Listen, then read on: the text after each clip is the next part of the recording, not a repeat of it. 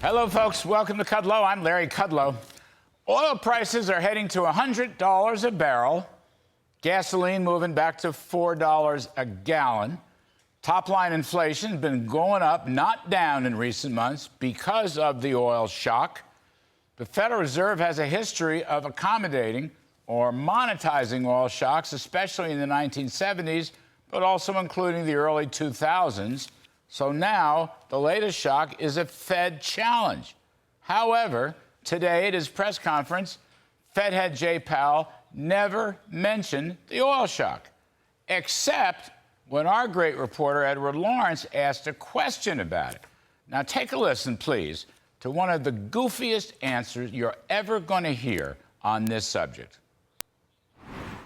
We're seeing oil prices, as you mentioned, move up, and that's pushing the price of gas. So how does that factor into your decision to raise rates or not? Because the last two inflation reports, PCE and CPI, we've seen the overall inflation has actually risen. Right. So, energy prices are very important for the consumer. This can affect consumer spending. It certainly can affect consumer sentiment. I mean, gas prices are one of the big things that affects consumer sentiment. It really comes down to how persistent, how sustained these energy prices are. The reason why we look at core inflation, which excludes food and energy, is that energy goes up and down like that and don't tell you much about where inflation's really going. However, we're well aware, though, that if energy prices increase and stay high, that'll have an effect on spending, and it may have an effect on consumer expectations of inflation, things like that. That's just things we have to monitor. Wow. That's your Fed head. I guess the key line here is, doesn't tell you much about where inflation's really going. Really? No kidding. Can we review for a second the past 31 months, nearly 3 years, okay? World oil prices have basically doubled. In round numbers, from $50 a barrel to nearly $100 a barrel. It hit $125 at their peak last year. Okay. Along the way, gasoline has increased 52%. And then various energy derivatives have exploded. For example, motor fuel, up 52%, electricity up 25%. Let's not forget groceries, plus 20%, because, oil prices hit fertilizer, fertilizer hits food. Then, I'm not going to bore you again tonight with all of our lists of approximately 200 items, and really many more throughout every nook and cranny of the economy, derived from various refined petroleum products. But we'll give you some of the golden oldie highlights, okay? Here, for example, we had some fun last night. Judiciary Committee Chairman Jim Jordan, last night's show, he was going to talk about AG Merrick Garland, we're going to get to that later in the show, and all of Garland's shenanigans. But Mr. Jordan loved my riff so much he got off on this tangent. Take a listen.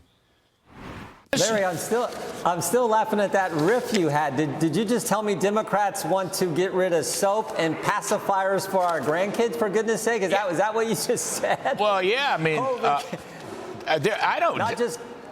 Not just gas stoves now, it's everything else, I guess? Holy cow. I mean, all jokes aside, oil prices affect diapers, plastic toys, soap, shampoo, baby clothes, life-saving products like pacemakers, MRI machines, surgical instruments. It's all tied to energy. And Jay Powell doesn't think it's an inflation factor. Right-o. Here's another quick point. The Fed publishes these 5-year projections of the economy, just like the old Soviet 5-year plans. And the Fed is about as accurate as the Soviet Union was. So let's go back to the middle of 2021. The Fed was predicting 2% inflation, basically as far as the eye can see. You may remember all that in 21, there was no inflation. Then it was transitory. Then, oops, they jacked up their target rate by 550 basis points from 0. The actual inflation rate in 2021 was around 5%, which is not 0. And the next year, in 2022, it was nearly 6%. By the way, the CPI hit a peak of 9.1%. That is also not 0. Now they're telling us they expect to raise their target rate some more. That's what Powell said today. But they're going to keep pausing. Now, I would suggest if you're going to raise the rates, then raise them now.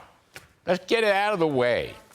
I'd also suggest when oil prices spike higher, causing great middle class and lower income suffering, the Federal Reserve should tighten policy to make sure the energy spike is not embedded into inflation forever, okay? It's the middle class that suffers the most. It's the low-income people that suffers the most. This is why real wages keep falling the past nearly 3 years, burying Joe Biden's popularity ratings. I would also suggest, instead of targeting the economy or the unemployment rate, the Fed ought to use a broad commodity index, including gold, in order to preserve a stable commodity value of money. Look at that chart. See, Brent crude goes up. I don't know if we have the CRB chart or not, but we'll show that too. So, alas, I'll just conclude. None of these reforms are going to happen under Joe Biden. Here, look at the CRB commodity index chart. Look at that thing's popped up a lot. It's not just oil, but oil and gasoline is a big part of it. I'm just saying, you want a stable value of money, that gives you price stability, not destroying the economy or jacking up the unemployment rate or inducing a recession. Just keep the dollar stable. And I like to use a broad commodity index, including gold, including energy. Not going to happen under Joe Biden's, not going to happen under Jay Powell. I don't think they even understand it, even remotely understand it.